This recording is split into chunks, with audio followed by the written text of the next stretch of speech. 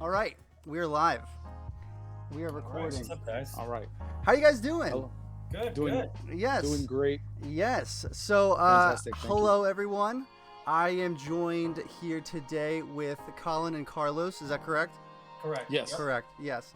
I just learned your name the other day, Colin. I was like, I just know this guy is Pizza Okay. Kid or whatever your No problem. your name on Discord is. My so pseudonym, yeah. yeah.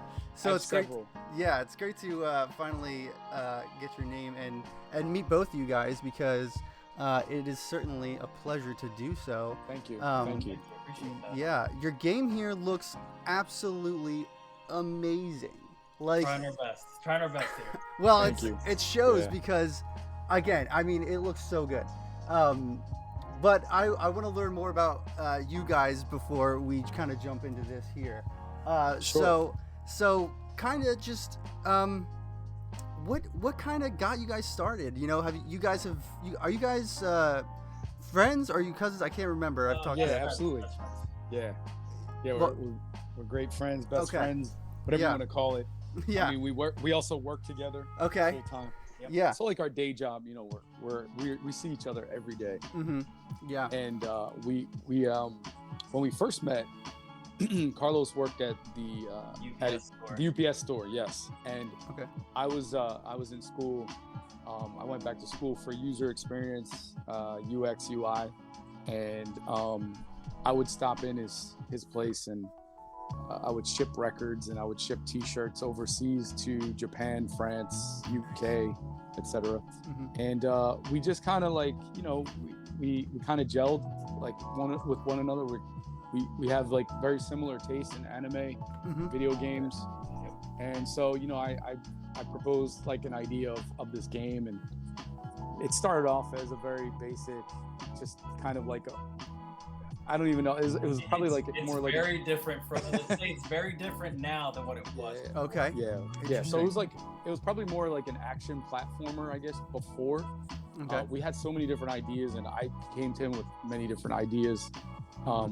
But yeah, it's been a constant work in progress over Yeah. the last several years. You know, I could go into the long history of it, but it's probably gonna just bore everybody. So, you know, we try to just like explain it as simply like we're two good friends that Mhm. wanted to make a game because we love games. So we're Yeah. like, you know, usually that's how it is, I guess. You know, people who love to play video games decide to one day make a video game. Mhm. That's pretty much us. Yeah. So Yeah, you know, he definitely presented that to me when he first came in. He was Yeah. like, "Hey, I'm making a game, just seeing where it goes and going Mhm. from there." And then I was like, "Well, next time you come in, just show it to me." Yeah. Next thing you know, he comes in with like a stack full of papers, and I'm like, "Okay, A let's book. check this out." I brought a book. Yeah, it was, Yeah. it was cool at first. Mm-hmm. So then we just hit it off from there. We were talking more about more ideas on what we can do next and what we can implement and stuff like that. And then it just went from there. And now this is what we got. Yeah, well, Yeah. I mean, again, I've said it many times now. It looks stunning. So, did you, Colin, or did you guys? Yes. Did you always want to make games? And you know, I talked to a lot of people, and making games now looks a lot different than it used to. You know, I'm like getting close to 30, so I grew up in the 90s, and making games Oh, wow. independently. Okay. Yeah, making games independently just wasn't really an option the way it is now. Right. Did you guys sort Absolutely. of make, or did you guys want to make games when you were younger, or is this kind of something that you kind of stumbled upon and Yeah. you wanted to take it to the next level, kind of? For I- me, I kind yeah. of, sorry. For me, I Go kind ahead. of like had the idea of wanting to create a game, but I've seen like I've always like researched and seen like how difficult it is, and it's pretty difficult, especially back then. Mm-hmm. So I kind of like laid back a little bit. And I was just a straight gamer since then, Yeah. and now I'm still a gamer. But I want to say not really. I was Mhm. wanting to make a game because I knew how hard it was, and I Yeah. didn't really have the time to do it because you know a lot of people do it by themselves, but I have ADHD, so my brain I kind of like phase out a little bit sometimes. Sure, absolutely. Yeah, so my attention span is almost nothing. So for me to try to sit there and learn coding and all that stuff, I can't do it. Yeah. So I'm kind of grateful that I met Colin, because then now look at us, we just friendship, and now we got this crazy game coming out. Yeah. So with me, I always dreamed of making games. I mean, from the time I was a kid, you know, my parents, when they first introduced me to Atari 2600, this is going back pretty far, like the early 80s. Okay. My first game was Nintendo. Not Nintendo. Yeah, no, it was Nintendo. I think it was licensed. Nintendo, So it was licensed by Nintendo. Okay. It was the Donkey Kong Atari cartridge. I had that, and I had Pac-Man, and a few other games like Missile Command. But anyway, I mean, I was always mesmerized by video games, and I was just like enamored by them. But because I have the art background, I'm into anime. I mean, I love manga. I love Japanese culture, and I lived in the arcades as a young kid, so we like lived and breathed video games. Yeah. You know, we would do the circuit of, like, you know, Saturday morning. Oh man, you just go right to the mall. That was our social media. You know, right to the mall, right to the local arcade. You meet up with all your friends, and we would just drool over like the latest Capcom game, you know, when the games got an upgrade, or Neo Geo, I think it was the MVS system. Oh wow, yeah. Where the system could change out games every few months. A new game would arrive in the arcade. But yeah, like I guess I always wanted to make a video game. I just didn't know how difficult it really was. And of course, you know, like you said, nobody ever really dreamed of being able to have access to the amount of tools and knowledge that we have today. And just the fact that we're all available on Twitter, and we share, you know, servers in Discord, and we can spread this knowledge of creating games. And you know, it's just an amazing thing. But you know, the fact that an individual can make a game on their own and then publish it on Steam or on itch.io is just fascinating. Yeah. And it just goes to show how much creativity is really out there when you really dig deep. You know, you stumble upon a game like ours, perhaps. You know, like we're so like unknown right now. It's not even funny. Like, we're being overshadowed by Pizza Tower right now. Oh, interesting. Yeah, so we're not even in the same category as Pizza Tower, but you know, they just sold like almost 780,000 units, I believe, on Steam. So congratulations to those guys. Sure. But every time people search for Pizza Kid, they're like, "What's Pizza Tower? Are you related?" I'm like, "No, that's not us." Yeah. But hey, it's pizza, so yeah, totally. Yeah. Was there one anime, or you mentioned anime was an inspiration, but is there a key inspiration for your art style, like as far as like your enemies go? I'm just curious. So okay, just to do a little sidestep here. Yeah. Or you know, I just have to mention that the style, the aesthetic of the game comes from the fact that we love graphic novels like Mike Mignola. That sort of, a lot of people have said that the game looks similar to Comic Zone, or you know, lends itself to that as far as the aesthetic quality. Yeah. You know, a lot of the visuals they're inspired by anime such as you know, I want to say Wicked City. Okay. And like Demon City Shinjuku, like that was like huge for me. Ninja Scroll. What else? I mean, there's just so many. Guyver. You know, I grew up, like I said, with the 90s anime. Yeah, I wish we had like the style more of like a Studio Ghibli, how smooth it is and stuff like that. We're with the resources and everything we have, we can't. You know, we have little to no funding. We're just working out of pocket. So, you know, I think this is pretty good for what we have. For sure. Yeah, absolutely. I've seen a lot of people who don't have even this, and they're starting things up. They Mhm. just have just the concept of it. Yeah. How long have you been working on this game specifically? So before Colin came to me, I believe he was working on it for about 2 or 3 years, maybe longer. Okay. But since I've been aboard, it's been about, I want to say 4-ish years, maybe. Yeah. Kind of lose track once you get sucked into trying to make things work. Totally. But Well, it's been around that time. yeah, I see you have this year is the estimated release date. Is that correct? That has to be changed. Okay. I don't know, because Colin did the setup to Steam.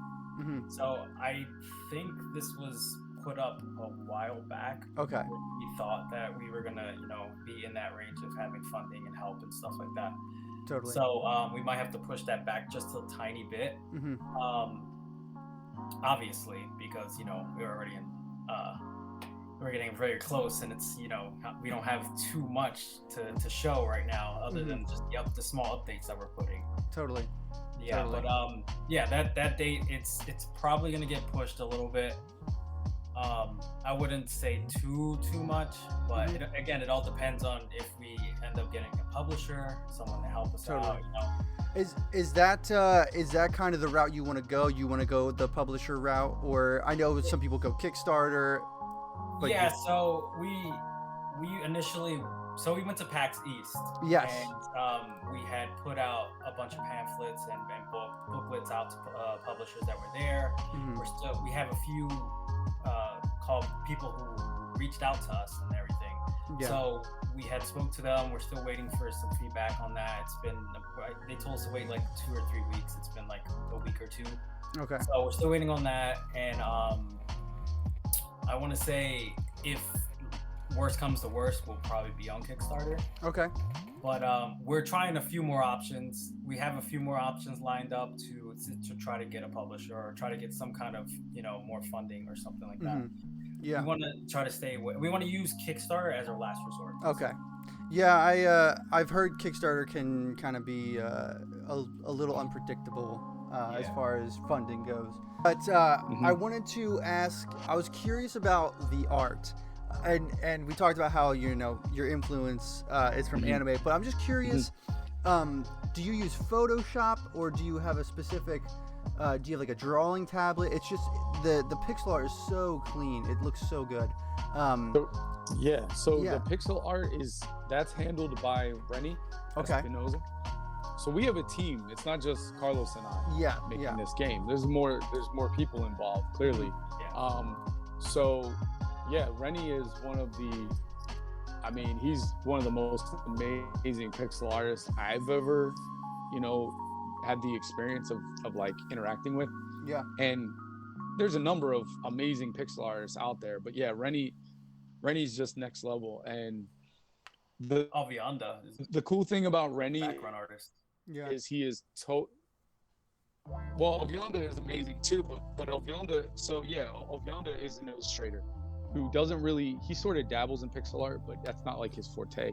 He's more like a fine illustrator, and he's another amazing talent. I mean, everybody who helps us with this game, who works on the team, is incredibly talented. At least, we feel so. So we think they are, at least. But absolutely. the aesthetic is a combination, of my concept art and the way I translate it, to Avianda, who does the illustration with me, and then we have Ellie, who does character sheet design with me. I mean, I'm the game director and the design director, and like the brain. I'm like the brainchild behind it all, I guess you could say. But it all comes from a combination of all of us working together to create this amazing looking world inside the game. So yeah. I wanted to talk more about your team. Did everybody come together around the same time as Carlos did, or did you kind of build a team as you went there, Colin? I was the first. Yeah. So Carlos and I, we started off together, just exploring the idea of making a game. Now, I explained to Carlos that I knew somebody in school at that time who was possibly interested in helping us to get the game, into production with as far as development goes. Yeah. And that would be Bryce. Okay. So I met Bryce in my class, and we were in a few classes together. And he decided that he was able to help us for a short period of time. Nice. And we went through a few iterations of the game, concepts, and the prototypes have gone through many transitions. I mean, even what you're seeing on screen right now, as an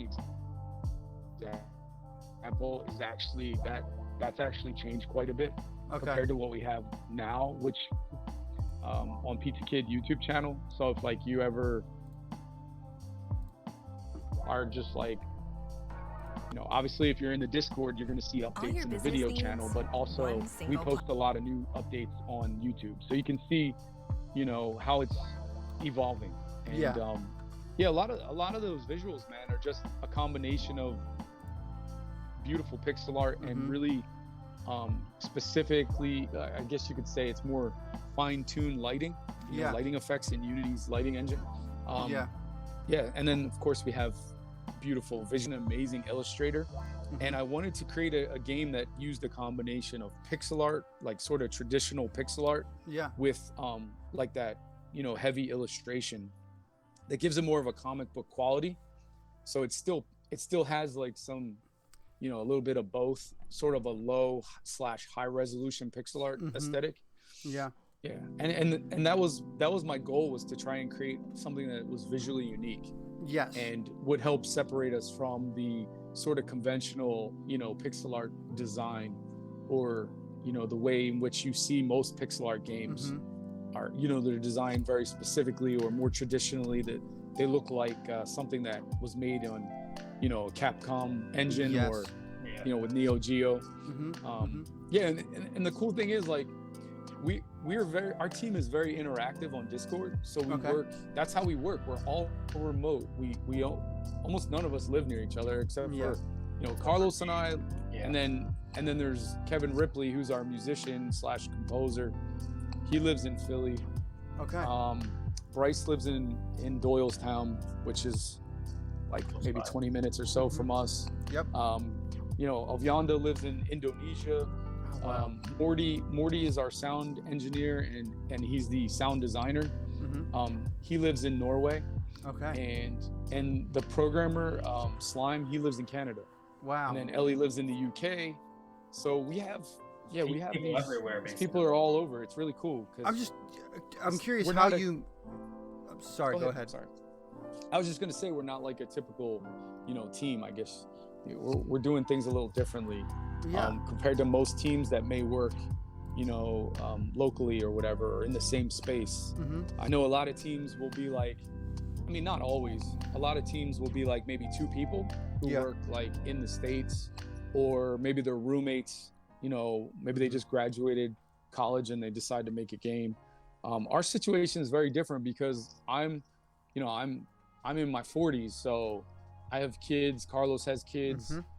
We got started late in the game. So with having families and working on this project for as long as you have, how have you guys avoided burnout? Because I know that's a huge thing that people in the indie game dev realm face a lot. They just they burn themselves out because they put all they have into it. So I'm curious how you guys have continued making this game and avoiding that scenario. I think we kind of we balance each other out, basically. So the workload isn't all on one person to be burnt out. So the fact that we have this team and everybody is, on track, we're all on the same track, it helps dramatically. It does. So whoever's down on one side, somebody on the other side will help bring it back up, basically. Because we all know a little bit of everything. Exactly. Well, I think you guys, I think people listening to this are going to be super inspired by you guys and what you've created here. So I just want to first say thank you for joining me. Sure. Is there anything you guys want to mention before we wrap things up here? Yeah, I mean, if I just wanted to thank everybody for checking out the show, and I wanted to thank you, of course, for having us on your podcast. Yeah. And even asking. Yeah, absolutely. I would always like to thank everybody on our team. Everybody's great. And then just keep all the people out there that are enjoying what they're seeing us make.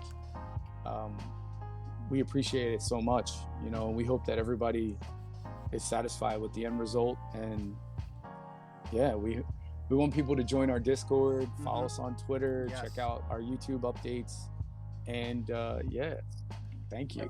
Absolutely. Not giving up on this thing. Nah. Yeah. Well, again, thank you for being here. All your guys' links will be down below in the description. Join us next time, and we're going to be talking to some more devs, and we'll see y'all later. All right, peace. 畜生